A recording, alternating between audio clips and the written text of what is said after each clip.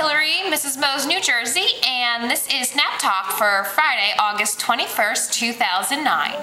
I'm actually going to be showing you a video from the end of July that I never got around to posting due to the busy demands of typical Jersey summers down at the shore, but promise you it's a great video. I shot it with my mom. We had a lot of fun doing it. And for future nap talks, I will be doing them on a monthly basis instead of a weekly basis, but they will still be a lot of fun. And I'll be still showing you some of my favorite products and highlighting New Jersey businesses, New Jersey people, music, anything. So stay tuned for more and have a great weekend, and thanks for visiting. Bye. Today I have a special guest. This is Sharon. She's my mom, and I asked her to come on today to talk about one of her favorite pastimes that she's been doing for a long time, and it's actually pretty in vogue today that I just haven't jumped on board with, and that's knitting. And she's going to show us some of the tools, whether you're a beginner, and intermediate, or advanced, and some books where you could find projects and patterns, and just show, and if we have time, she'll show us how to start with a simple stitch and get started with your knitting. So I'll turn it over to you, Mom.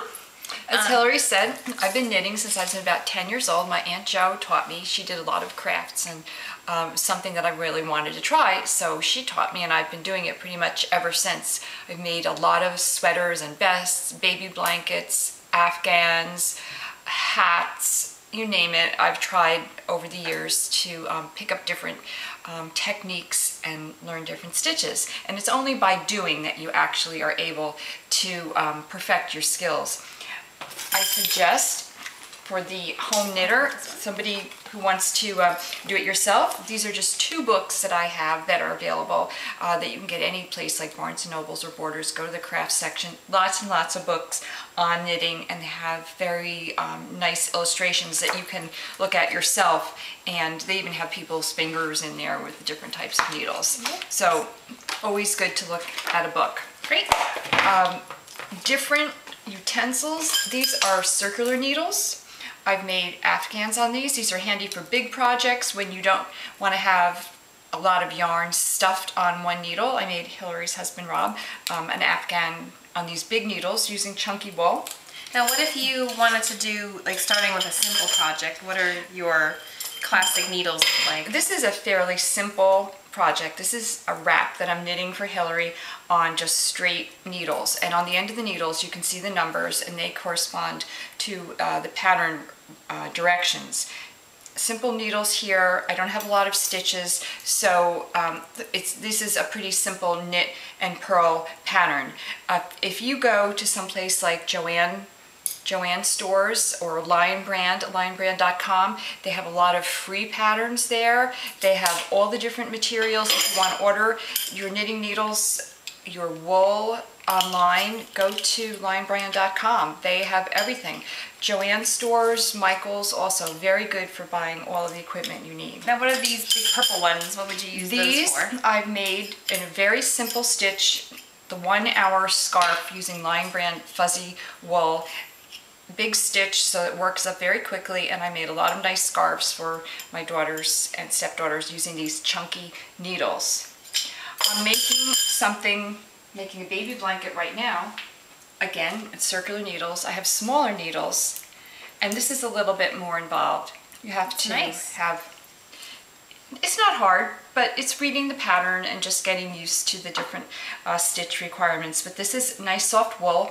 It's very washable. It's a synthetic, and again, I'm using the circular needles because I have a lot of stitches here. And these are great gifts for babies now. Everyone's wants to get a handmade blanket. So this is fun, and I've made a lot of these for various babies over time. Well, can you show us how to do a simple, what is it, casting? Casting on, and I have a skein of yarn. This is what this is called. It's a skein. And what needles will you use? And I'm going to use these needles, just your standard knitting needle. And in order to cast on, you have to have enough yarn on the left side to accommodate the stitching that's going to be on the right side. There are many different ways of doing it, and you'll find them in these knitting books, or if you go online for tutorials, but the simplest way I know is... Well, we'll zoom in so we can see you up close. Okay. So. Well, I just use my hand as if it were a knitting needle, and I put the needle through it, I wrap it around, and I pull it through, and there's one. Wow, that was quick. Let's do that again. Then I have the next one. It's as if I'm knitting the stitches right on the needle. I'm doing a knit stitch to get these on. And there I am, using my hands as if they're a knitting needle, putting the needle through, wrapping it around like it's knitting. And as you can see, I'm getting stitches on. Now, would you just do that the whole, or is that just getting the string on there? Or is that pretty much what you do the whole, for a simple stitch, you keep doing? I'll show you. I'll do a couple of stitches. This is how you get your stitches on your knitting needle. All right. If I want to knit, that's my way of holding. You put the needle to the back, you take your yarn, wrap it around the needle, and it comes down and off. So this is where, when I've tried it before, this is where I've made my errors, is... Put the needle there, wrap yarn around, pull it off. The needle in there. And that's a simple stitch. This is a simple knit stitch. Just to get started. And then I'll show you a simple purl stitch, which is the just opposite of knit.